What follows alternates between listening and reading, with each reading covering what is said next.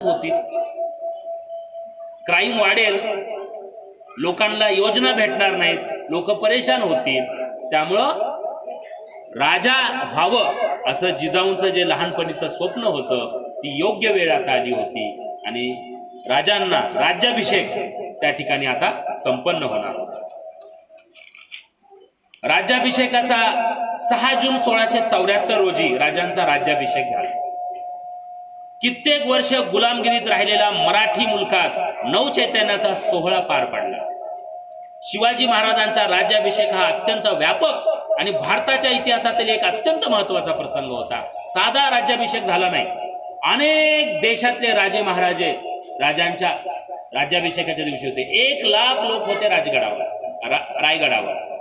आता राजगड नाही, आता रायगड राजधानी बनवली होती राजांनी आणि 1 लाख लोक त्यावेळेस होते आणि जवळपास 4 महिने साधू संत राजे महाराजे व्यापारी इंग्रज सगळे त्या ठिकाणी 1 लाख लोक 4 महिने त्या गडावर होते.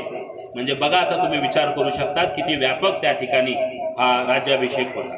राज्याभिषेकाच्या वेळी शिवाजीराजे यांनी छत्रपती हे पद धारण केले. छत्रपती म्हणजे सार्वभौम आणि सर्वे सर्व. आणि छत्रपती ही उपाधी राजांना भेटली. छत्रपती म्हणजे सर्वांचा राजा, सार्वभौम, सर्वे सर्व. राज्याभिषेकाच्या वेळी महाराणी म्हणून सोयराबाई आणि युवराज म्हणून छत्रपती संभाजीराजे यांचा पण अभिषेक करण्यात आला. कारण परंपरा जशी आहे आपली, त्याच्यामध्ये राजा असतो, महाराणी असते, युवराज असतो. युवराज म्हणजे छत्रपती संभाजीराजे. संभाजीराजांना एक भाऊ पण होता, राजाराम महाराज. तो सोयराबाईंचा मुलगा होता, पण तो लहान होता. परंपरानुसार जो मोठा आहे तो युवराज आणि छत्रपती संभाजीराजे युवराज झाले. सोयराबाई ज्या होत्या त्या महाराणी झाल्या आणि शिवाजी महाराज छत्रपती झाले. जवळपास लाखभर लोक जमा रायगडावर झाले होते. 6 जून 1674 राज्याभिषेक झाला. या दिवशी पहाटे उठून मंत्रोच्चार आणि संस्कार बरोबर आंघोळ करून कुलदैवताला स्मरण राज्याभिषेक सुरू झाला. गागा भट्ट आणि इतर ब्राह्मणांना यावेळी आभूषणे आणि वस्त्रे म्हणून भेट देण्यात आली. यावेळी राजाने शुभ्र वस्त्र परिधान केले होते. म्हणजे शुभ्र वस्त्र होतं, नंतर वस्त्र बदलण्यात आलं ते म्हणजे राज्याभिषेकाच्या अगोदरचं आणि नंतरचं.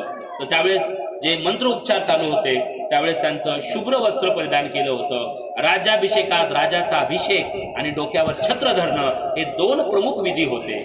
2 फूट लांब 2 फूट रुंद अशा सोन्याने मडलेल्या मंचावर छत्रपती बसले. शेजारी उपरण्याला साडीचे टोक बांधलेले सोयराबाई, दुसऱ्या मंचावर बाल संभाजीराजे. अष्टप्रधान मंडळ जे होतं ते 8 प्रधान गंगेसारख्या विविध नद्यातून आणलेले पाण्याचे जलकुंभ घेऊन उभे होते. त्या जलकुंभाने अभिषेक केला जात होता. अनेक आपल्या ज्या पवित्र नद्या आहेत, गंगा, जमुना, सरस्वती, सगळ्या पवित्र नद्यांचं त्या ठिकाणी जल जे आणलं होतं ते अष्टप्रधान मंडळ हे त्या जलानं राजांना स्नान करत होते आणि अशा पद्धतीनं त्या ठिकाणी मंत्रोच्चारानं त्या ठिकाणी ही विधी पार पडत होती. त्यावेळी मंत्रोच्चार झाले. आसमंत विविध अगदी वाद्याने निजादत होता. 16 सुहासनी पंचार्थी ओवाळून यानंतर छत्रपती शिवाजी महाराजांना लाल रंगाचे वस्त्र परिधान करण्यात आले. आणि सवासनी असतात चांगल्या कार्यक्रमामध्ये, तर 16 सवासनीनं मग राजांचं औक्षवण केलं आणि लाल रंगाचे वस्त्र परिधान केलेले राजे त्या ठिकाणी त्या मंचावर विराजन होते. 32 मन सोन्याचे भव्य सिंहासन, महाराजाचं सिंहासन होतं 32 मनाचं भव्य सिंहासन, सोन्याच्या पत्र्याने मडवलेलं होतं, सोन्यानं मडवलेलं होतं. शिवाजी महाराज सिंहासनावर आरूढ झाले. 16 सवासनींनी त्यांना ओवाळलं. ब्राह्मणानं मोठ्या स्वरात मंत्राचे उच्चारण केले. प्रजेनी महाराजांना आशीर्वाद दिले. शिवराज की जय, शिवराज की जय घोषणा झाल्या. सोन्या चांदीचे फुले उधळली गेली. ठरल्याप्रमाणे प्रत्येक गडावरून तोफा डागल्या गेल्या आणि राजांचा जो मुहूर्त होता राज्याभिषेकाचा त्यावेळेस त्यांचे जेवढे गड किल्ले होते त्या मुहूर्तावर तोफा डागल्या गेल्या. म्हणजे किती नियोजन होतं बघा. म्हणजे जसं आपण वेळेत त्या वेळेमध्ये काम करतो ना, तसं ज्या वेळेमध्ये राज्याभिषेक होता त्या वेळेमध्ये सगळ्या गडावरून तोफा त्या ठिकाणी डागण्यात आल्या. अशा पद्धतीनं मुख्य पुरोहित गागा भट्टाने पुढे येऊन राजांच्या डोक्यावर मोत्याची झालर ठेवत शिवछत्रपती म्हणून उच्चारण केलं. राजांनी सर्व जणांना, जसं आता आपल्या राज्यामध्ये मुख्यमंत्री आहे, प्रत्येक राज्याला मुख्यमंत्री असतो आणि सोबत मंत्रीगण असतं, पंतप्रधान असतात, सोबत मंत्रीगण असतं, तसं राजांच्या मंत्रिमंडळामध्ये अष्टप्रधान मंडळ होतं. अष्टप्रधान मंडळाची नेमणूक त्या ठिकाणी करण्यात आली. महाराजांनी अष्टप्रधान मंडळातील मंत्र्यांना संस्कृत नावे दिली आणि हे पद वंशपरंपरागत न ठेवता मंत्राच्या कर्तबगिरीवर ठरवण्यात येत असत. महाराजांनी सांगितलं की हे वंशपरंपरागत नाही, हा पेशवा, तो पेशवा, तसरा पेशवा, तो पुढचा पेशवा, त्याचा मुलगा परत पेशवा, परंपरागत नाही. जो सक्षम आहे तो त्या गादीवर राहील, अशा पद्धतीचं पण त्या ठिकाणी महाराजांनं सांगितलं. राज्याभिषेकानंतरचे अष्टप्रधान मंडळ हे राजांच्या हयातीमध्ये हे अष्टप्रधान मंडळ होतं आणि संभाजीराजांच्या पण हयातीमध्ये हेच अष्टप्रधान मंडळ कायम ठेवण्यात आलं होतं. पंतप्रधान पेशवा म्हणून मोरोपंत त्रिंबक पिंगळे, पंतप्रधान म्हणजे राजाच्या नंतरचं पद. राजाच्या नंतरचं, जसं पंतप्रधान आपल्या घटनेमध्ये पद आहे, राष्ट्रपती आपलं मेन पद आहे, पण राष्ट्रपतीला अधिकार नाही आहेत, पण इथं राजांना पूर्ण अधिकार आहे. पण राजाच्या नंतरचं जे पद आहे पंतप्रधान पद, ज्याला पेशवा म्हणतो आपण, ते होते मोरोपंत त्रिंबक पिंगळे. पंत अमात्य होते रामचंद्र निळकंठ. पंत सचिव सुरनीस होते अनाजी दत्तो. मंत्री वाकनीस होते दत्ताजी पंत त्रिंबक. सेनापती सरनौबत होते हंबीरराव मोहिते. पंत सुमंत होते रामचंद्र त्रिंबक. न्यायाधीश होते निराजपंत रावजी, जे आग्र्याहून सुटकेमध्ये पण होते न्यायाधीश, तेच न्यायाधीश. पंडितराव दानाध्यक्ष, दान धर्म, मंदिराला दान धर्म करणं त्याच्यासाठीचा जो मंत्री होता त्यांचं नाव होतं मोरेश्वर पंडित. अशा पद्धतीनं अष्टप्रधान मंडळ महाराजांनं स्थापन केलं आणि त्यामार्फत महाराजांनं कारभार वगैरे त्या दिवसापासून चालू केला. महाराजांची राजमुद्रा होती, जसं आपल्या देशाची राजमुद्रा आहे सत्यमेव, तशी राजांची एक राजमुद्रा होती. काय होती राजाची राजमुद्रा? वर्धिष्णू विश्ववंदिता शाहस्नो शिवस्वेशा मुद्रा भद्राय राजते, असं त्या मुद्रेवर लिहिलं होतं. अष्टकोनी ती मुद्रा होती. त्याचा काय अर्थ आहे बघा. प्रतिपदेच्या चंद्रकलेप्रमाणे प्रतिदिन वृद्धिगत होणारी म्हणजे वाढणारी, जगाला वंदनीय असणारी, शहापुत्र म्हणजे शहाजी राजांचा पुत्र शिवाजीची ही मुद्रा मांगल्यासाठी शोभत आहे, असा त्याचा अर्थ आहे. आणि अशी मुद्रा, अशा अष्टप्रधान मंडळ आणि महाराजांनं आपला राज्यकारभार या ठिकाणी सुरू केला. म्हणजे महाराजांच्या या सगळ्या व्यक्तिमत्वामध्ये शिकण्यासारख्या काही गोष्टी अशा आहेत, खूप गोष्टी शिकण्यासारख्या आहेत आणि खूप गोष्टी आपण सांगू पण शकत नाहीत. किती दिवस गेले तरी सांगू शकत नाहीत. एक त्यांचं जर नियोजन बघितलं तर त्याला कितीतरी दिवस जातील एक गड किल्ल्याबद्दल सांगायचं म्हणलं तर. पण महाराजांनी प्रत्येक गोष्ट नियोजनबद्ध केली. राग आला तर राग पचवण्याची ताकद आपल्यात पाहिजे. औरंगजेबाचा अपमान पचवला, पण अपमानाचा पचवून जी भरारी घेतली राजे होईपर्यंतची, ती अत्यंत इतिहासामध्ये नोंद करणारी आहे. आणि प्रत्येक गोष्ट, आणि हे राजे का होऊ शकले? कारण लोक त्यांना पसंत करत होते. प्रभू रामचंद्रांना ज्यावेळेस 14 वर्ष वनवासात जावं लागलं ना, तर सगळी अशी प्रजा सांगत होती जाऊ नका म्हणून, रडत होती. असा तो राजा होता, प्रजेला आवडणारा. दीन दलित, शोषित, पीडित, सामान्य लोकांना ज्यावेळेस लोक आवडतात ना, तर तेच राजा, त्यांचंच नाव होत असतं. आणि शिवाजी महाराज त्या पद्धतीचेच होते. त्यांनी लोकांसाठी कारभार केला, स्वतःसाठी काहीच केलं नाही. हे राज्य व्हावे हे श्रींची इच्छा, असं महाराज म्हणायचे. म्हणजे श्रींची इच्छा आहे, देवाची इच्छा आहे राजा व्हावं म्हणून, लोकांची इच्छा आहे राजा व्हावं, लोकांसाठी काम केलं. आणि महापराक्रम, बुद्धिमत्ता वापरली, चातुर्य वापरलं. कधी कधी समोर गेले, शाहिस्तेखानासाठी समोर गेले महाराज. आग्र्याहून सुटकामध्ये समोर होते, प्रतापगडावर समोर होते. राजानं स्वतः समोर जायचं असतं, आणि सैन्याला बळ द्यायचं असतं असं त्यांनी त्यांच्या वागणुकीमध्ये सांगितलं. योग्य न्याय द्यायचा प्रयत्न केला आयुष्यामध्ये आणि कुठेही घाबरले नाहीत. संकटावर मात करत गेले. किती संकट आले हो, काही त्याला आहे का काही? संकटच संकट. तुम्ही बघितलं ना, आता तुम्हाला एवढं 7 दिवसामध्ये लक्षात आलं. असं न थकता संकटाला घाबरले नाहीत. त्याच्यामुळं आपण आपले संकट काहीच नाहीत त्यापुढे. त्यामुळे माणसाने कधी संकटाला घाबरू नये.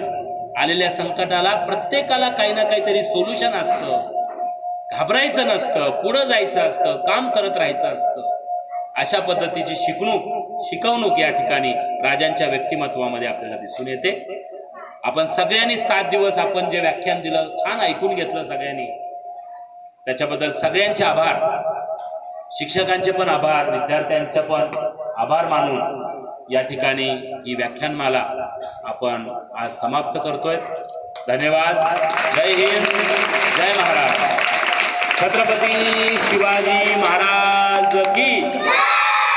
छत्रपती शिवाजी महाराज की. छत्रपती शिवाजी महाराज की.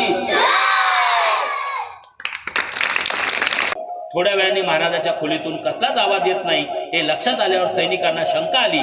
त्यांनी आज जाऊन पाहिल्यावर शिवाजीराजे तिथे नसल्याचे त्यांच्या लक्षात आलं. काहीच नाही तिथे, कुणीच नाही. त्यांनी ही बातमी आपले प्रमुख फलात खानला सांगितली. अवसान गेलेला फलात खान मात्र पार म्हणजे भिवून गेला. औरंगजेबाच्या समोर भीत गेला आणि तिथं जाऊन कोसळला. हे ऐकताच औरंगजेब हैराण झाला. त्यानं दोन्ही हाताने आपलं डोकं पकडलं आणि बराच वेळ त्याच अवस्थेत बसून राहिला. हे असं कसं घडलं? एवढा पहारा असताना, एवढे पहारीकर्वे असताना राजे निघून गेले. आणि ही बातमी आपल्याला कधी कळायला लागली आहे? 1.5 दिवसाच्या नंतर. ही काही लगेच कळाली नाही 1-2 तासामध्ये. तोपर्यंत राजे पार मथुरेच्या त्या दिशेने पुढे निघाले होते, मार्गस्थ झाले होते. आणि मग शिवाजी महाराजांनी महाराष्ट्रात नेण्यासाठी अत्यंत हुशारीने योजना आखली. बघा, महाराज ज्या रस्त्याने आले त्या रस्त्याने गेले नाहीत नंतर. कारण त्यांना माहित होतं परत सैनिक येणार, परत शोधत राहणार. कारण सगळं मुघल साम्राज्य होतं, सगळीकडे फरमान झाला. शिवाजी एखादा मुलगा सोबत आहे का बघा, काही सैनिक आहेत का बघा, पकडा त्यांना. हे फरमान मुघलाचं जाणार होतं. राजे उलट दिशेने गेले. मथुरा, अलाहाबाद, बनारस, पुरी अशा मार्गाने गोंडवाना, गोवळकोंडा मार्गे ते राजगडावर गेले. या दरम्यान त्यांनी मथुरेमध्ये संभाजीराजांना ठेवलं. मोरोपंत पिंगळे यांची ती सासरवाडी. मोरोपंत पिंगळे म्हणजे महाराजांचे पेशवा, पंतप्रधान. तिथं संभाजीराजांना ठेवण्यात आलं. कारण संभाजीराजांना सोबत घेतलं तर लगेच ओळखू येईल. कारण फरमान ऑलरेडी गेले होते ना, औरंगजेबानं फरमान सोडले होते. असं राजे फरार झालेत. त्यांच्यासोबत बाल संभाजी आहे, जो शोधल त्याला बक्षीस देण्यात येईल वगैरे वगैरे फरमान गेले होते सगळे. आणि त्याच्यामुळं संभाजीराजांच्या सेफ्टीसाठी संभाजीराजांना तिथंच ठेवलं. मग त्या ठिकाणी त्यांनी माझाच पाहुण्याचा मुलगा आहे वगैरे त्या पद्धतीचं सगळं त्या ठिकाणी नियोजन करून आणि नंतर संभाजीला तिथं ठेवून त्यांनी पुढं मार्गस्थ झाले आणि राजगडावर आले. औरंगजेबाच्या कैदेतून बाहेर पडल्यावर ते 6 तासाच्या आत मथुरेला पोहोचले. तिथे त्यांनी केस, दाढी, मिशी यांचा त्याग केला. संन्यासाचा वेश धारण केला, भगवे कपडी घातली आणि मार्गस्थ झाले. संभाजीराजांना तिथं ठेवलं, बाल संभाजीला, आणि सगळं दाढी वगैरे सगळी काढली. आपण ओळखू येऊ नये संन्यासाच्या भगव्या वेशामध्ये ते मार्गस्थ झाले. डिसेंबर महिना उजाडला. जिजाबाई आपल्या कामामध्ये व्यस्त होत्या आणि असताना एका संन्यासाने त्या ठिकाणी एक संन्यासी आल्याचं दरबारामध्ये सैनिकांना सांगितलं. असा संदेश आल्यानंतर नौकर आला. त्यांनी त्या संन्यासाला आज पाठवण्यात सांगितलं. आत येताच तो संन्यासी जिजाबाईच्या पायावर पडला. जिजाबाई म्हणले, आता संन्यासी कधीपासून पायावर पडायला लागले? त्यांनी विचारलं, बैरागी कधीपासून दुसऱ्याचे पाय धरू लागले? जेव्हा त्यांनी त्या व्यक्तीला वर उठवलं आणि त्यांची नजर त्यांच्या चेहऱ्यावर गेली तेव्हा जिजाबाई जोरात ओरडल्या, शिवबा. आणि जिजाऊ ना ह्या सगळ्या एवढा आनंद झाला असेल. बघा आता त्या मातेला किती आनंद झाला असेल. एक दिवस लेकरू नसेल तर आई परेशान होऊन जाते. तर ते आग्र्यामधून सुटका घेऊन आल्याच्या नंतर ज्या बातम्या वेगवेगळ्या येत होत्या, जिजाऊ आईसाहेबांकडे कारभार होता पूर्ण. राजे गेल्याच्या नंतर राजांचा जो काही कारभार होता तो जिजाऊ आईसाहेब सांभाळत होत्या, वेगवेगळ्या बातम्या कानी पडत होत्या आणि ज्यावेळेस प्रत्यक्षात आपलं लेकरू समोर बघितलं तर त्या मातेला पण खूप आनंद झाला. आणि नंतर मग काही दिवसाच्या नंतर जसं वातावरण कमी झालं त्यावेळेस नंतर मग संभाजीराजांना पण त्या ठिकाणी बोलून घेण्यात आलं. याच्यामध्ये अजून एक महाराजांचा प्लॅन तुम्हाला सांगतो. संभाजीराजांचं श्राद्ध घालण्यात आलं तिथं राजाने राजगडावर. जिवंत माणसाचं श्राद्ध घालत नसतात कारण मुघल निर्धास्त व्हावेत. संभाजीराजे गेले, संभाजीराजाचा मृत्यू झाला कारण शिवाजी आले संभाजी दिसना गेलेत, मग संभाजी कुठेतरी असते म्हणून परत शोधायचे मुघल. म्हणून माझा मुलगा गेला म्हणून श्राद्ध घालण्यात आलं. म्हणजे मुघल निर्धास्त झाले, आता बाबा शिवाजी पोहोचलाय त्याच्या ठिकाणी, आता संभाजी पण नाहीये म्हणून मुघल निर्धास्त झाले. आणि मग संभाजीराजे आपापल्या त्या ठिकाणी जे त्यांना वेळ जेदे सोबत होते, त्यांच्या संभाजीराजांच्या सोबत सरदार होते, त्याच्यामधले एक जेदे सरदार होते आणि मग ते अगदी व्यवस्थित राजगडावर संभाजीराजे घेऊन आले संभाजीराजांना. आणि हे संभाजीराजे नाही आहेत हे त्यांनी कोणाला सांगितलं? शिवाजी महाराजांना. म्हणजे अगदी जिजाऊ आईसाहेबांना पण माहित नव्हतं. त्यांनी पण त्या दुःखामध्ये होत्या संभाजीराजांच्या, की त्यांनी पण खूप शिवाजी महाराजांना त्या ठिकाणी म्हणजे काय बोलायचं तर बोलले असतील त्यांनी. जसं आई बोलते ना, कशाला घेऊन गेलास लेकाला, झालं की नाही, बघितलं की नाही, जसं आपण नॉर्मली बोलतो, ते सगळं सहन केलं शिवाजीराजांनी. कारण त्यांना किती मायक्रोस्कोपिक प्लॅन होता. या सगळ्या गोष्टी त्यांनी त्या ठिकाणी प्लॅन करून आणि नंतर संभाजीराजे पण त्या ठिकाणी राजगडावर दाखल झाले. आणि त्यानंतर मात्र महाराजांचा उच्च काळ चालू झाला. अपमानाचा एक ना एक बदला औरंगजेबाकडून घ्यायला सुरुवात केली. सगळे गड किल्ले लवकरात लवकर ताब्यात घेतले. कोंढाणा असेल, पुरंदर असेल, महाराज थांबले नाहीत, थकले नाहीत आणि सगळे गड किल्ले ताब्यात घ्यायला सुरुवात केली. आजूबाजूचा सगळा परिसर अगदी महाराष्ट्रापासून कर्नाटक पर्यंत सगळा प्रदेश त्या ठिकाणी महाराजांना काबीज करायला सुरुवात केली. म्हणजे सगळं आदिलशाही संपली, निजामशाही संपली, मुघल परेशान झाले आणि सगळा त्या ठिकाणी प्रदेश त्यांनी लवकरात लवकर काबीज केला. आणि मग आता सगळं घेतल्याच्या नंतर दुश्मन कमी झाले, दुश्मन नावाला उरले नाही. मग आता कसं असतं, ज्यावेळेस सगळा प्रदेश काबीज केला आणि सगळे गड किल्ले, जवळपास महाराजांचे 350-400 गड किल्ले होते. ते गड किल्ले म्हणजे साधे नाही आहेत. गड किल्ले म्हणजे एक एक जिल्हा असतो आणि त्याच्या आजूबाजूचा परिसर, ज्याचा गड त्याचा आजूबाजूचा परिसर. आणि मग ते एवढं सगळं राज्य वाढलं. आता राज्य वाढल्याच्या नंतर त्याचं एक योजना लावणं आवश्यक आहे, कारण राजा असणं आवश्यक आहे. मला सांगा, जर आपल्या महाराष्ट्रामध्ये किंवा देशामध्ये सरकार नसेल तर चालेल का? समजा सरकारच नाही, कोणाचं का असणार, राज्यातही सरकार नाही, देशातही सरकार नाही, तर लोक निर्धास्त होतील, क्राईम वाढेल, लोकांना योजना भेटणार नाहीत, लोक परेशान होतील. त्यामुळं राजा व्हावं असं जिजाऊंचं जे लहानपणीचं स्वप्नकार्यांना त्यांची अनेक भेटी पाठवल्या. सैन्याधिकाऱ्याला भेटवस्तू देणं, नजराना देणं, अशा पद्धतीनं त्यांना खुश ठेवणं आजूबाजूच्या लोकांना, हे राजानं चालू केलं. बादशाह आपल्याला फळ मिठाया पाठवतोय, यामुळे आपण त्यांचे ऋणी आहोत. राज्य कारभाराच्या धबडग्यापासून दूर आग्र्यासारख्या सुसंस्कृत शहरात राहून मजा येते, असं पण ते सांगू लागले. म्हणजे बादशहा जे काही त्यांना मिठाई फळं पाठवत होते आणि ते बादशहाला संदेश पाठवत होते की मी खुश आहे, मी आग्र्यामध्ये, या आग्र्याच्या वातावरणामध्ये प्रसन्न आहे, अशा पद्धतीचे संदेश त्या ठिकाणी पाठवत होते. म्हणजे आता राजाच्या मनामधल्या योजना चालू झाल्या होत्या, औरंगजेबाच्या मनातल्या योजना चालू झाल्या होत्या. आता एवढंच बघायचं होतं की डावपेच कोणाचं कोणावर भारी पडणार. डायरेक्ट तर दोघेही लढू शकत नव्हते. ना औरंगजेब शिवाजी राजावर डायरेक्ट अटॅक करू शकत होता, ना राजे डायरेक्ट करू शकत होते. आता हे डावपेच जे आहेत, कृष्ण नीती ज्याला आपण म्हणतो, ती त्या ठिकाणी राजांची चालू झाली. औरंगजेबाला आणखीन आश्वस्त करण्यासाठी महाराजांनी एक संदेश पाठवला औरंगजेबाला की माझी पत्नी, माझी आई ही पण माझ्या सोबत इथं आग्र्यामध्ये असायला पाहिजे. कारण आता मी बऱ्याच दिवसापासून आग्र्यामध्ये आहे, त्याच्यामुळं माझ्या आईला, माझ्या पत्नीला पण आपण त्या ठिकाणी परवानगी द्यावी इथपर्यंत येण्याची. आता राजा काही पत्नीला आणि आईला इथपर्यंत आणणार होते का हो? नव्हते. हे काय चालू होतं की औरंगजेबाला वाटावं की आता शिवाजीचा काही प्लॅन नाही आहे, आता तो इथंच कैदेमध्ये राहणार.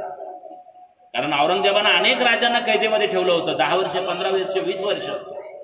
अनेक राजे कैद्यामध्ये, म्हणजे अनेक जण कैदेमध्ये होते, आणि त्यामुळे ते प्लॅन चालू होता. आणि मग राजानं तो प्लॅन ओळखून आपला प्लॅन चालू केला की बाबा औरंगजेबाला वाटावं की आता काही नाही, राजे निवांत आहेत आता, ठीक आहे. म्हणजे त्यांनी मान्य केलं आता की आपण नजर कैदेमध्ये राहणार होतो. मग माझ्या पत्नीला, माझ्या आईला परमिशन द्यावी. औरंगजेबानं परमिशन दिली की तू तुझ्या पत्नीला, तुझ्या आईला इथं आणण्याची परमिशन दिली औरंगजेबानं. मग राजानं एक कारण सांगितलं की त्यांनी दूरचा प्रवास आहे, येऊ शकत नाही, असं मग पत्रव्यवहार परत त्यांनी दिला. म्हणजे हे सगळं आता त्या ठिकाणी असा प्लॅन चालू होता की राजे आता निवांत आहेत, त्यांनी आता सुटूच शकत नाही. अशा पद्धतीने औरंगजेबाला त्या ठिकाणी भासवण्याचा हा प्रयत्न चालू होता. त्यानंतर शिवाजी महाराजांनी आपण आजारी असल्याचं नाटक चालू केलं. काही दिवस हे उलटले. आता दुसरं त्या ठिकाणी महाराजानं प्लॅन चालू केला की मी आता आजारी आहे. थोडेसे महाराज थकले आहेत, आजारी आहेत, त्यांना ते वातावरण आग्र्याचं काही सहन होईन गेलंय. अशा पद्धतीनं सगळीकडे चर्चा चालू केली. त्यांचे जे लोक होते बाहेर जायचे, राजे आजारी आहेत, फारच थकलेत, अशा पद्धतीनं सगळं ते त्या ठिकाणी चालू केलं. सैनिकांमध्ये वातावरण चालू केलं. बातम्या औरंगजेबापर्यंत चालल्यात की शिवाजी राजे खूप आजारी आहेत, म्हणजे त्यांनी उठू शकणं गेलेत. अशा पद्धतीच्या बतावण्या त्या ठिकाणी महाराजांना चालू केल्या. मुघल पहारेकरांना त्यांच्या कन्याचा आवाजही येऊ लागला. राजे कना लागले. आता सगळं चालू करावं लागेल ना ते. म्हणजे राजानं ते सगळं प्लॅनिंग चालू केलं की मी खरंच ते आजारी झाल्यानंतर माणूस जसं ते कंत, तसं कन्याचे ते आवाज त्या ठिकाणी येऊ लागले. बरं वाटण्यासाठी रोज संध्याकाळी निवासस्थानाच्या बाहेर ब्राह्मण, साधू यांना मिठाई, फळ पाठवा असे शिवाजी राजाने आदेश दिले.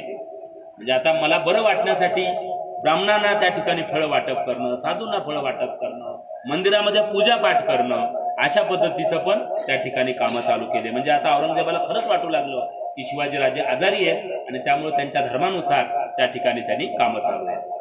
काही दिवस पहारेकरी सैनिकांनी त्यांची तपासणी केली, मात्र नंतर त्याकडे दुर्लक्ष केलं. ते सगळं फळं वगैरे जे आहेत ना, पेटाऱ्यामधून जाऊ लागले ना, ते राजाच्या निवासस्थानामधून पाठवा लागले है ना.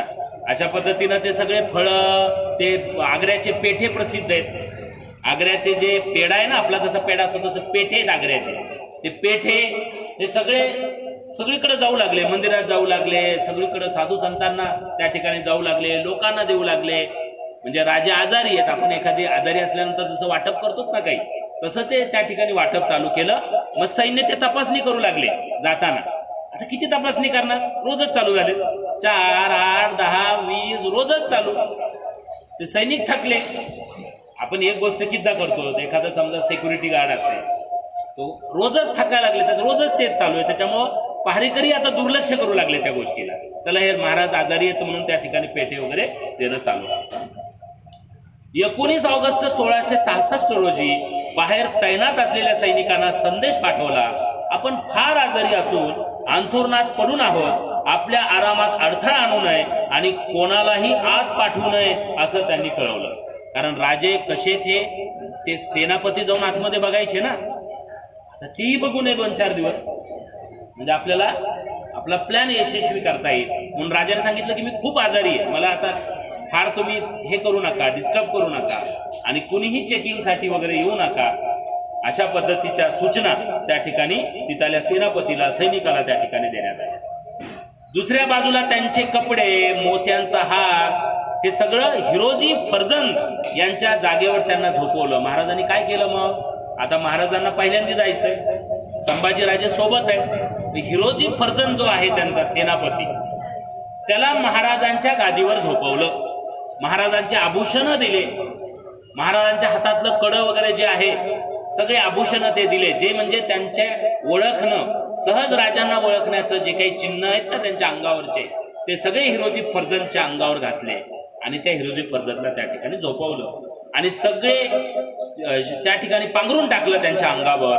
फक्त एक हात बाहेर ठेवला, ज्या हातात त्यांनी शिवाजी महाराजांचं सोन्याचं कडं घातलं होतं. ते हिरोजी फर्जंदनं जे कडं घातलं होतं महाराजांचं कडं, ते कडं असं दिसावं ना, हात थोडाच ओळखू येणार आहे, कडं दिसावं. सेनापती असं जरी डोकावून बघितलं तरी त्याला ते महाराज आहेत असं वाटावं, अशी सगळी व्यवस्था त्या ठिकाणी करण्यात आली. शिवाजी महाराज आणि त्यांचे पुत्र संभाजी फळांच्या पेटाऱ्यात बसले. पहारेकराने त्या पेटाऱ्यांची तपासणी केली नाही, कारण ते थकले होते. आता किती तपासणी करणार? महाराजांनी त्यांना थकवलं होतं आणि एके दिवशी बेसावत बघून की आता हे तपासणं गेलेत, हे लक्षात ज्यावेळेस राजांना आलं त्यावेळेसची ही घटनाक्रम आहे. त्यावेळेस त्या पेट्यामध्ये संभाजीराजांना शिवाजीराजे स्वतः बसून त्या ठिकाणी ते मार्गस्थ झाले आणि त्यांचं कुणीही त्या ठिकाणी तपासणी वगैरे केली नाही. हे पेटारे शहराच्या एकाकी भागात नेण्यात आले. तिथे पेटारे वाहून नेणाऱ्या मजुरांना परत पाठवण्यात आलं, कारण मजूर जे आहेत ते कदाचित काही बतावणी सांगू शकतात, म्हणून मजुरांना पाठवून देण्यात आलं. आणि मग पेठाऱ्यामधून राजे बाहेर आले, बाल संभाजी बाहेर आले. आग्र्यापासून 6 मैल दूर ह्या गावामध्ये ते पोहोचले होते. तिथं त्यांचे मुख्य न्यायाधीश निराजी रावजी त्यांची वाट पाहत होते. म्हणजे हे सगळं आता पुढचा प्लॅन पण ठरवला होता. राजांना जायची परमिशन नव्हती, त्यांच्या सगळ्या लोकांना जायची परमिशन होती ना. म्हणजे 6 मैलावर गावामध्ये त्यांनी उतरणार, तिथं त्यांच्या घोड्यांची व्यवस्था असणार, त्यांच्या कपड्यांची व्यवस्था असणार. हे निराजीरावजी काही साधा माणूस नाही येतो, अष्टप्रधान मंडळामधला एक मंत्री येतो. महाराजांचे जे अष्टप्रधान मंडळामध्ये 8 मंत्री होते ना, जसे आपल्या आजच्या सरकारमध्ये मंत्री असतात ना, तसा तो मुख्यमंत्री येतो, न्यायाधीश येतो. आणि मग त्याच्यासोबत त्या ठिकाणी मग महाराज जे आहेत ते निर्धास्त झाले. इकडे हिरोजी जो महाराजांच्या बिछाण्यावर झोपला होता, हिरोजी रात्रभर आणि पुढची दुपार पलंगावर पडून राहिले, कारण तेवढा वेळ तर द्यावा लागेल ना राजांना पुढे जाण्यासाठी. त्या दिवसभर ते रात्रभर आणि पुढचा दुपार पलंगावर पडून राहिले. सैनिकांनी महाराजांच्या खोलीत डोकावण्यावर त्यांनी त्यांच्या हातातलं कडं पाहिलं आणि जमिनीवर बसलेले एक व्यक्ती, कोण होते ते? मदारी मेहतर. महाराजांनी मदारी मेहतरला सोबत घेतलं होतं ना, महाराजांची सेवा करण्याचं काम तिथं मदारी मेहतर करत होता. आणि मग तो मदारी मेहतर दिसत होता त्यांना, बाबा राजे असतील, कडं दिसायला लागलंय, आणि त्यामुळे सैनिक पण निर्धास्त होते. 3 वाजण्याच्या सुमारास हिरोजी उठले. आता हिरोजीला जायची बारी आहे. ह्याच्यामध्ये महाराजांचे सैन्य खर्चीच पडलं नाही. हा असा प्लॅन होता की एकही सैनिक न मरता महाराज सही सलामत राजगडावर आले, अशा पद्धतीचं हे नियोजन होतं. आता हिरोजीला जायची बारी होती. मग हिरोजी त्या ठिकाणी 3 वाजण्याच्या सुमारास हिरोजी एका नौकराबरोबर बाहेर पडले. महाराज आजारी असून त्यांच्यावर उपचार सुरू आहेत, गोंधळ करू नका असं त्यांनी पहारेकऱ्यांना सांगितलं. थोड्या वेळाने महाराजाच्या खोलीतून कसलाच आवाज येत नाही हे लक्षात आल्यावर सैनिकांना शंका आली. त्यांनी आज जाऊन पाहिल्यावर शिवाजीराजे तिथे नसल्याचे त्यांच्या लक्षात आलं. काहीच नाही तिथे, कुणीच नाही. त्यांनी ही बातमी आपले प्रमुख फलात खानला सांगितली. अवसान गेलेला फलादांच्या एका तुकडीने त्या घराला घेरले आणि राजे जसे निवासस्थानामध्ये गेले सगळा बंदोबस्त लावला, म्हणजे त्यांना नजर कैदेत ठेवले. राजे जसे दरबारामधून त्या निवासस्थानी पोहोचले, अनेक मातब्बर सरदार त्या ठिकाणी, त्या सगळ्यांनी वेढा दिला राजांच्या निवासस्थानी. आणि राजांना लक्षात आलं की आपल्याला त्या ठिकाणी नजर कैदेत ठेवण्यात आलं. थोड्याच वेळात पायदळी आली, सैनिक आले. त्यांनी या भवनाच्या प्रत्येक दारासमोर तोफा ठेवून त्यांचं तोंड दाराच्या दिशेने केलं. तोफा अगदी त्या निवासस्थानाच्या तिथं तोफा पण ठेवल्या. महाराजांची एवढी धास्ती होती की तोफ गोळ्या सगळं त्या निवासस्थानाच्या समोर त्या ठिकाणी मातबर सैनिकाच्या सोबत त्या ठिकाणी त्याची व्यवस्था केली. शिवाजी महाराजांना भवनातून बाहेर पडण्यास परवानगी नव्हती, मात्र औरंगजेब त्यांना विनम्र संदेश पाठवत राहिला. आता बघा हे राजकारण कसं असतं, म्हणजे राजांना लक्षात आलं की आपण चोहोबाजूने आता वेढले गेलो, पण औरंगजेब मात्र संदेश पाठवतोय, राजे काही काळजी करू नका, तुम्ही अगदी व्यवस्थित राहा, तुम्हाला सही सलामत आम्ही पोहोचतो होतो. अशा पद्धतीनं औरंगजेब त्या ठिकाणी मधून शिवाजी राजांचा पारा कसा वाढेल ते पण बघत होते. औरंगजेब आपल्याला दिवसून पाहतोय, जेणेकरून आपण काहीतरी कृती करावी आणि आपल्याला मारण्याचं कारण बादशाला मिळेल याची शिवाजी राजांना हळूहळू जाणीव झाली. शिवाजी राजांच्या लक्षात आलं की आता हे आपल्याला काय करतायत, आपला राग वाढवावा याच्यासाठीचा हा प्रयत्न चालू. म्हणजे नजर कैदेत ठेवणं, तोफा आपल्या समोर ठेवणं, जेणेकरून राजा काहीतरी निर्णय वेगळा घेतील, आक्रमण करतील आपले लोकांसोबत, आणि अशा पद्धतीने आपल्याला राजाला धूमचक्रीमध्ये मारता येईल अशा पद्धतीचा त्या औरंगजेबाचा बेत होता. तो म्हणतात मग औरंगजेबाच्या नजर कैदेत होते, मग औरंगजेबानं डायरेक्ट वार का नाही केला शिवाजी राजावर? एवढं सोपं नव्हतं ते. कारण जो मिर्झा राजे जयसिंग आहे त्यांनी आपल्या स्वतःच्या नावावर स्वतःच्या जबाबदारीवर राजांना तिथं पाठवलं आणि मिर्झा राजे जयसिंगला नाराज करणं हे औरंगजेबाला परवडण्यासारखं नव्हतं. म्हणूनच तर राजे तिथं गेले होते.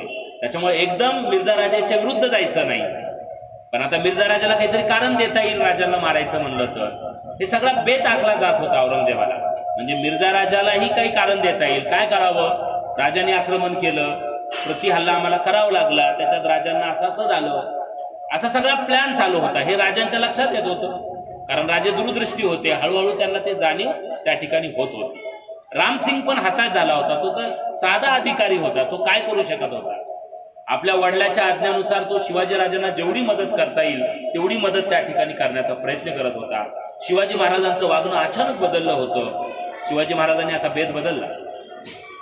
आता रागवून वगैरे काही होणार नाही. आता आपल्याला युक्ती करावी लागणार आहे. शक्तीपेक्षा युक्ती श्रेष्ठ. आता त्यांनी त्यांचा जो ठरवलेला जो मनसुबा होता तो आता त्यांनी चालू केला. आता गोड बोलायला सुरुवात केली राजाने. आजूबाजूचे जे पहारेदार, सेनापती, त्यांच्याशी बोलणं, त्यांच्याशी चर्चा करणं. राजांना जायची बाहेर परमिशन नव्हती, पण त्यांच्या सोबतचे जे लोक होते, जेदे असतील किंवा बाकीचे जे मंडळी असतील सगळेजण, त्या सगळ्यांना त्या ठिकाणी बाहेर ये जा करण्याची परवानगी होती. मग त्यांनी बाहेर जाणं, आजूबाजूला परिसर वगैरे बघणं, हे सगळं काम त्या ठिकाणी चालू झालं. कारण आता सुटकेशिवाय पर्याय नाही. युद्ध तर आपण करू शकत नाही. तर त्याच्यामुळं त्या पद्धतीचं जे काही प्लॅनिंग आहे ते शिवाजी महाराजांचं चालू झालं. पहाऱ्यावरच्या सैनिकाशी ते हसूत बोलू लागले. सैन्याधिकाऱ्यांना त्यांची अनेक भेटी पाठवल्या. सैन्याधिकाऱ्याला भेटवस्तू देणं, नजराना देणं, अशा पद्धतीनं त्यांना खुश ठेवणं आजूबाजूच्या लोकांना हे राजानं चालू केलं. बादशाह आपल्याला फळ मिठाया पाठवतोय, यामुळे आपण त्यांचे ऋणी आहोत. राज्य कारभाराच्या धबडग्यापासून दूर आग्र्यासारख्या सुसंस्कृत शहरात राहून मजा येते, असं पण ते सांगू लागले. म्हणजे बादशहा जे काही त्यांना मिठाई फळं पाठवत होते आणि ते बादशहाला संदेश पाठवत होते की मी खुश आहे, मी आग्र्यामध्ये या आग्र्याच्या वातावरणामध्ये प्रसन्न आहे, अशा पद्धतीचे संदेश त्या ठिकाणी पाठवत होते. म्हणजे आता राजाच्या मनामधल्या योजना चालू झाल्या होत्या, औरंगजेबाच्या मनातल्या योजना चालू झाल्या होत्या. आता एवढंच बघायचं होतं की डावपेच कोणाचा कोणावर भारी पडणार. डायरेक्ट तर दोघेही लढू शकत नव्हते. ना औरंगजेब शिवाजी राजावर डायरेक्ट अटॅक करू शकत होता, ना राजे डायरेक्ट करू शकत होते. आता हे डावपेच जे आहेत, कृष्ण नीती ज्याला आपण म्हणतो, ती त्या ठिकाणी राजांची चालू झाली. औरंगजेबाला आणखीन आश्वस्त करण्यासाठी महाराजांनी एक संदेश पाठवला औरंगजेबाला की माझी पत्नी, माझी आई ही पण माझ्या सोबत इथं आग्र्यामध्ये असायला पाहिजे. कारण आता मी बऱ्याच दिवसापासून आग्र्यामध्ये आहे, त्याच्यामुळं माझ्या आईला, माझ्या पत्नीला पण आपण त्या ठिकाणी परवानगी द्यावी इथपर्यंत येण्याची. आता राजा काही पत्नीला आणि आईला इथपर्यंत आणणार होते का हो? नव्हते. हे काय चालू होतं की औरंगजेबाला वाटावं की आता शिवाजीचा काही प्लॅन नाही, आता तो इथंच कैदेमध्ये राहणार. कारण औरंगजेबानं अनेक राजांना कैदेमध्ये ठेवलं होतं. 10 वर्ष, 15 वर्ष, 20 वर्ष अनेक राजे कैद्यामध्ये, म्हणजे अनेक जण कैदेमध्ये होते. आणि त्यामुळे ते प्लॅन चालू होता. आणि मग राजानं तो प्लॅन ओळखून आपला प्लॅन चालू केला की बाबा औरंगजेबाला वाटावं की आता काही नाही, राजे निवांत आहेत आता, ठीक आहे. म्हणजे त्यांनी मान्य केलं आता की आपण नजर कैदेमध्ये राहणार होतो. मग माझ्या पत्नीला, माझ्या आईला परमिशन द्यावी. औरंगजेबानं परमिशन दिली की तू तुझ्या पत्नीला, तुझ्या आईला इथं आणण्याची परमिशन दिली औरंगजेबानं. मग राजानं एक कारण सांगितलं की त्यांनी दूरचा प्रवास आहे, येऊ शकत नाही, असं मग पत्रव्यवहार परत त्यांनी दिला. म्हणजे हे सगळं आता त्या ठिकाणी असा प्लॅन चालू होता की राजे आता निवांत आहेत, त्यांनी आता सुटूच शकत नाही. अशा पद्धतीने औरंगजेबाला त्या ठिकाणी भासवण्याचा हा प्रयत्न चालू होता. त्यानंतर शिवाजी महाराजांनी आपण आजारी असल्याचं नाटक चालू केलं. काही दिवस हे उलटले. आता दुसरं त्या ठिकाणी महाराजांना प्लॅन चालू केला की मी आता आजारी आहे. थोडेसे महाराज थकले आहेत, आजारी आहेत, त्यांना ते वातावरण आग्र्याचं काही सहन होईन गेलंय. अशा पद्धतीनं सगळीकडे चर्चा चालू केली. त्यांचे जे लोक होते बाहेर जायचे, राजे आजारी आहेत, फारच थकलेत, अशा पद्धतीने सगळं ते त्या ठिकाणी चालू केलं. सैनिकांमध्ये वातावरण चालू केलं. बातम्या औरंगजेबापर्यंत. औरंगजेबानं महाराजांना दुसऱ्या खोलीत नेण्यास सांगितलं. जर त्यांना आजारी असतील, त्यांचा क्रोध अनावर झाला असेल तर त्यांना दुसरीकडे घेऊन जा, त्यांना थोडंसं गुलाब पाण्याचा शिडकावा करा, त्यांना बरं वाटल, अशा पद्धतीची आज्ञा औरंगजेबाने दिली. आणि त्यांनी दरबारात न राहता त्यांनी आपापल्या निवासस्थानी जावं असं पण औरंगजेबानं त्या ठिकाणी सांगितलं. म्हणजे हे दोन अपमान त्या ठिकाणी शिवाजी महाराजांचं, एकतर स्वागताला न राहणं आणि दरबारामधला अपमान, त्या ठिकाणी महाराजांचा पारावर चढावा हाच त्याच्यामधला उद्देश होता. शिवाजी महाराजांना आग्रा शहराच्या बाहेर जयपूर सराईत ठेवण्यात आले. त्यांना त्यांचं जे निवासस्थान देण्यात आलं ते आग्रा शहराच्या बाहेर देण्यात आलं. रामसिंगांना हुकूम देण्यात आला. शिवाजी महाराज जयपूर निवासात पोहोचताच घोडेस्वारांच्या एका तुकडीने त्या घराला घेरले आणि राजे जसे निवासस्थानामध्ये गेले सगळा बंदोबस्त लावला, म्हणजे त्यांना नजर कैदेत ठेवले. राजे जसे दरबारामधून त्या निवासस्थानी पोहोचले, अनेक मातब्बर सरदार त्या ठिकाणी, त्या सगळ्यांनी वेढा दिला राजांच्या निवासस्थानी. आणि राजांना लक्षात आलं की आपल्याला त्या ठिकाणी नजर कैदेत ठेवण्यात आलं. थोड्याच वेळात पायदळी आली, सैनिक आले. त्यांनी या भवनाच्या प्रत्येक दारासमोर तोफा ठेवून त्यांचं तोंड दाराच्या दिशेने केलं. तोफा अगदी त्या निवासस्थानाच्या तिथं तोफा पण ठेवल्या. महाराजांची एवढी धास्ती होती की तोफ गोळ्या सगळं त्या निवासस्थानाच्या समोर त्या ठिकाणी मातबर सैनिकाच्या सोबत त्या ठिकाणी त्याची व्यवस्था केली. शिवाजी महाराजांना भवनातून बाहेर पडण्यास परवानगी नव्हती. मात्र औरंगजेब त्यांना विनम्र संदेश पाठवत राहिला. आता बघा हे राजकारण कसं असतं, म्हणजे राजांना लक्षात आलं की आपण चोहोबाजूने आता वेढले गेलो, पण औरंगजेब मात्र संदेश पाठवतोय, राजे काही काळजी करू नका, तुम्ही अगदी व्यवस्थित राहा, तुम्हाला सही सलामत आम्ही पोहोचतो होतो. अशा पद्धतीनं औरंगजेब त्या ठिकाणी मधून शिवाजी राजांचा पारा कसा वाढेल ते पण बघत होते. औरंगजेब आपल्याला डिवचून पाहतोय, जेणेकरून आपण काहीतरी कृती करावी आणि आपल्याला मारण्याचं कारण बादशाला मिळेल याची शिवाजी राजांना हळूहळू जाणीव झाली. शिवाजी राजांच्या लक्षात आलं की आता हे आपल्याला काय करतायत, आपला राग वाढवावा याच्यासाठीचा हा प्रयत्न चालू.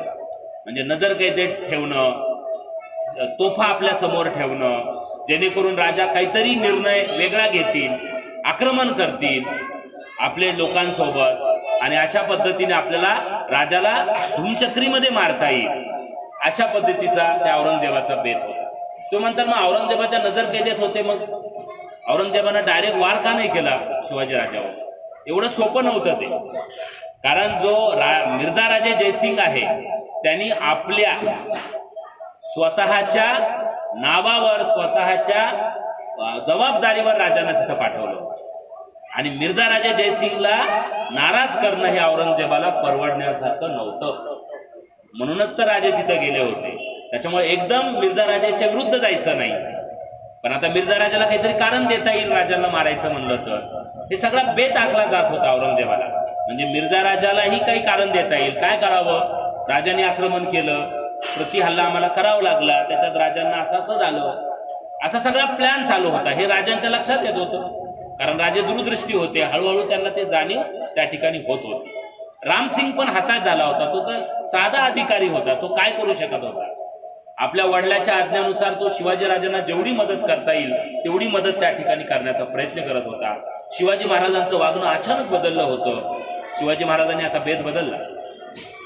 आता रागवून वगैरे काही होणार नाही. आता आपल्याला युक्ती करावी लागणार आहे. शक्तीपेक्षा युक्ती श्रेष्ठ. आता त्यांनी त्यांचा जो ठरवलेला जो मनसुबा होता तो आता त्यांनी चालू केला. आता गोड बोलायला सुरुवात केली राजाने. आजूबाजूचे जे पहारेदार, सेनापती, त्यांच्याशी बोलणं, त्यांच्याशी चर्चा करणं. राजांना जायची बाहेर परमिशन नव्हती, पण त्यांच्या सोबतचे जे लोक होते, जेदे असतील किंवा बाकीचे जे मंडळी असतील सगळेजण, त्या सगळ्यांना त्या ठिकाणी बाहेर ये जा करण्याची परवानगी होती. मग त्यांनी बाहेर जाणं, आजूबाजूला परिसर वगैरे बघणं, हे सगळं काम त्या ठिकाणी चालू झालं. कारण आता सुटकेशिवाय पर्याय नाही. युद्ध तर आपण करू शकत नाही.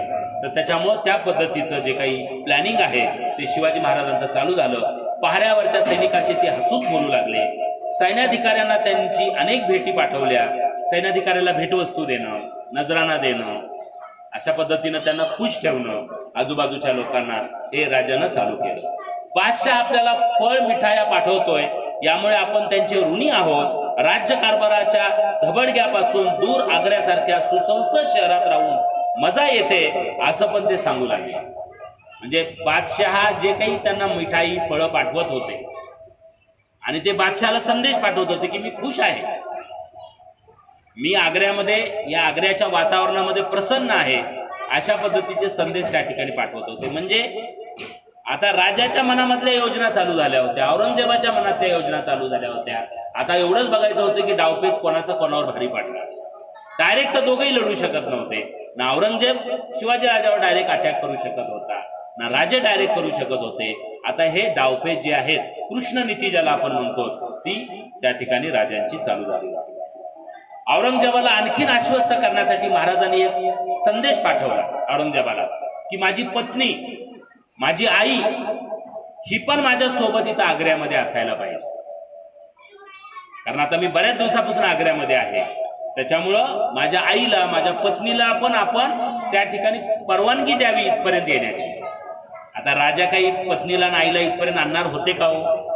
नव्हते. ते काय चालू होतं की औरंगजेबाला वाटावं की आता शिवाजीचा काही प्लॅन नाही आहे, आता तो इथंच कैदेमध्ये राहणार. कारण औरंगजेबानं अनेक राजांना कैदेमध्ये ठेवलं होतं, 10 वर्ष, 15 वर्ष, 20 वर्ष. अनेक राजे कैद्यामध्ये, म्हणजे अनेक जण कैदेमध्ये होते आणि त्यामुळे ते प्लॅन चालू होता. आणि मग राजानं तो प्लॅन ओळखून आपला प्लॅन चालू केला की बाबा औरंगजेबाला वाटावं की आता काही नाही, राजे निवांत आहेत आता, ठीक आहे. म्हणजे त्यांनी मान्य केलं आता की आपण नजर कैदेमध्ये राहणार होतो. मग माझ्या पत्नीला, माझ्या आईला परमिशन द्यावी. औरंगजेबानं परमिशन दिली की तू तुझ्या पत्नीला, तुझ्या आईला इथं आणण्याची परमिशन दिली औरंगजेबानं. मग राजानं एक कारण सांगितलं की त्यांनी दूरचा प्रवास आहे, येऊ शकत नाही, असं. मग शिवाजी महाराज की, छत्रपती शिवाजी महाराज की जय भवानी, जय भवानी.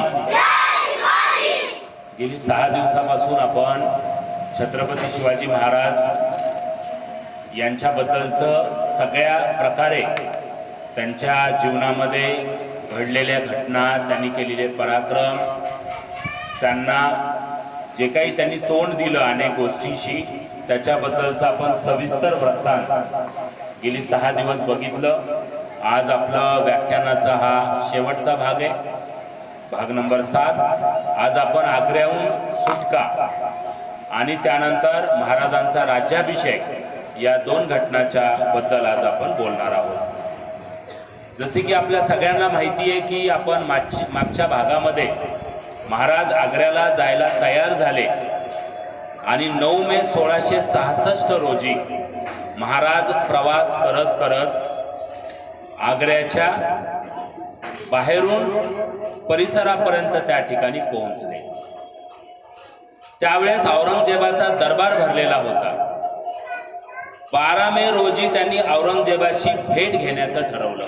म्हणजे 12 मेच्या दिवशी छत्रपती शिवाजी महाराज आणि औरंगजेब यांची प्रत्यक्षात भेट होणार होती दरबारामध्ये. दरबार त्या ठिकाणी सजला होता, पण महाराजांना काही गोष्टी खटकत होत्या. महाराजांना आग्र्याला येताना महाराजांना काही गोष्टी माहिती होत्या की काय घडू शकतं, पण आग्र्याला आल्याच्या नंतर जे महाराजांचं स्वागत व्हायला पाहिजे ते स्वागत त्यांचं त्या ठिकाणी होताना त्यांना दिसलं नाही. कारण ते ज्या दर्जाचे होते, त्यांनी जे पराक्रम गाजवला होता, पूर्ण देशामध्ये नाव झालं होतं, त्या पद्धतीनं त्यांच्या स्वागताला, राजा महाराजांच्या स्वागताला जसे त्या ठिकाणी औरंगजेबाने आपले सरदार पाठवले होते, तसे शिवाजी महाराजांच्या स्वागतासाठी त्या ठिकाणी विशेष व्यवस्था महाराजांना काही दिसली नाही. रामसिंग जो तो जयसिंगाचा मुलगा होता आणि मुखलिस खान हे अधिकारी फक्त महाराजांच्या स्वागताला आग्र्याला त्या ठिकाणी उभे होते. आणि महाराजांना या गोष्टी खटकायला त्या ठिकाणी सुरुवात झाली. शिवाजी महाराज त्या ठिकाणी 12 मेच्या दिवशी त्यांनी आगमन केलं. त्यांचं नाव पुकारण्यात आलं. रामसिंग जे आहेत ते शिवाजी महाराजांना आणि संभाजी राजांना दरबारामध्ये घेऊन गेले. 10 सेवक सोबत शिवाजी महाराजांच्या पण होते आणि दिवाण ए आम मध्ये औरंगजेबासमोर शिवाजी महाराज हजर झाले. अनेक सरदार त्या ठिकाणी, कारण औरंगजेबाची सत्ता पूर्ण देशावर होती, अनेक बाकीच्या देशामध्ये सत्ता होती, त्याच्यामुळे अनेक सरदार त्या ठिकाणी रांगेमध्ये उभा होते आणि शिवाजी महाराजांना ते म्हणजे त्या ठिकाणी एक्सपेक्टेड होतं की हे सगळं एवढं मोठं असणार आहे आणि शिवाजी महाराज त्या ठिकाणी दिवाणी आम मध्ये दाखल झाले. महाराजामार्फत औरंगजेबाला 2000 सुवर्ण नजराना आणि 6000 रुपये निसार म्हणून देण्यात आले. भेटवस्तू देतो आपण, ज्यावेळेस भेट होते तवशी शिवाजी राजांनी औरंगजेबाला त्या ठिकाणी भेटवस्तू नजराना जो आहे तो पेश केला. त्यानंतर शिवाजी महाराजांना औरंगजेबाला 3 वेळा मुजरा पण केला. औरंगजेब ज्या सिंहासनावर बसला होता त्या ठिकाणी शिवाजी राजांनी मुजरा केला. त्यानंतर दरबारात क्षणभर शांतता पसरली. औरंगजेबानं मान हलवून शिवाजी महाराजांच्या भेटी स्वीकारल्या. जी भेट वगैरे स्वीकारली जाते ती भेट स्वीकारली.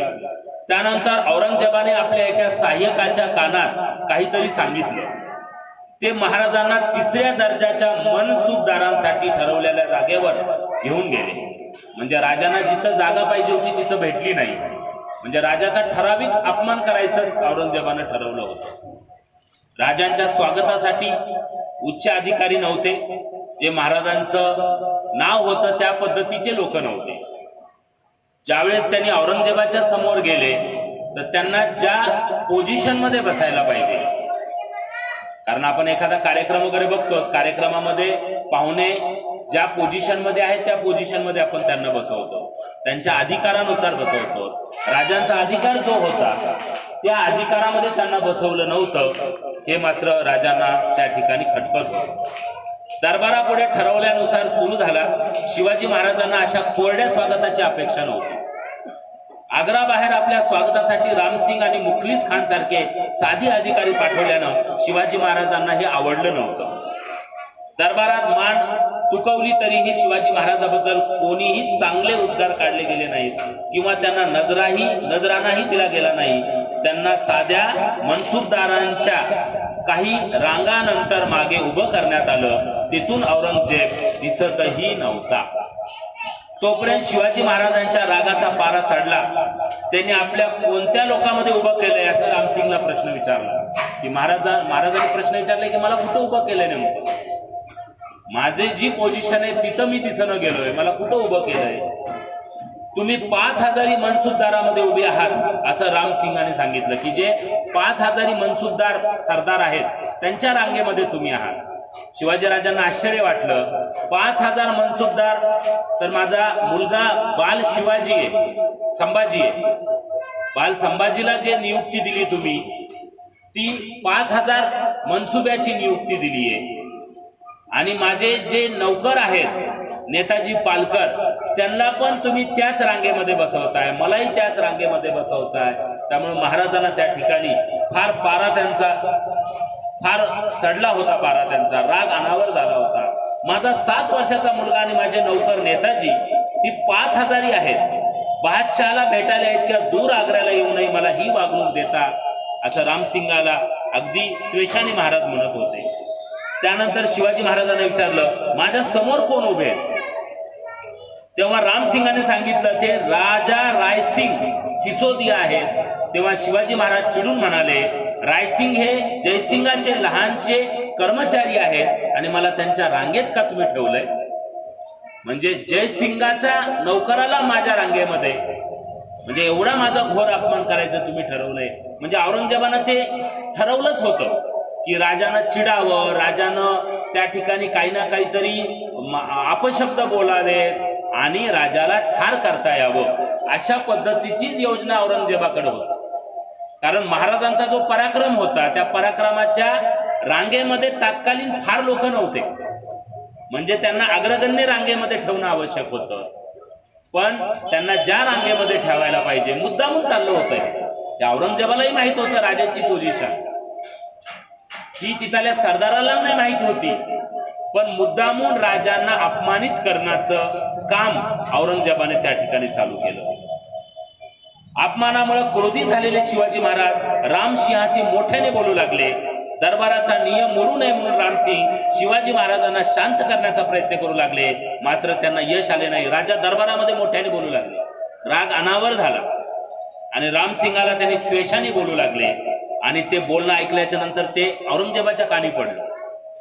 तो जो सिंहासनावर बसला होता त्याच्या कानी पडलं, काय गोंधळ चालू आहे. त्यावर रामसिंगाने खूप छान उत्तर दिलंय. जंगलातला वाघ आहे, इथला उन्हाळा त्याला सहन होत नाही आणि त्यामुळे थोडे आजारी पडलेत राजे.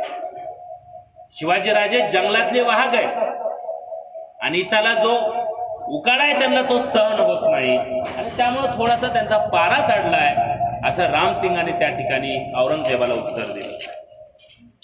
त्यांनी औरंगजेब बादशहाची माफी मागितली. रामसिंगाने दख्खनवरील आलेल्या या राजा शाही दरबाराचे नियम कायदे माहिती नाहीत असं पण रामसिंगनं त्या ठिकाणी सांगितलं. त्यावर औरंगजेबानं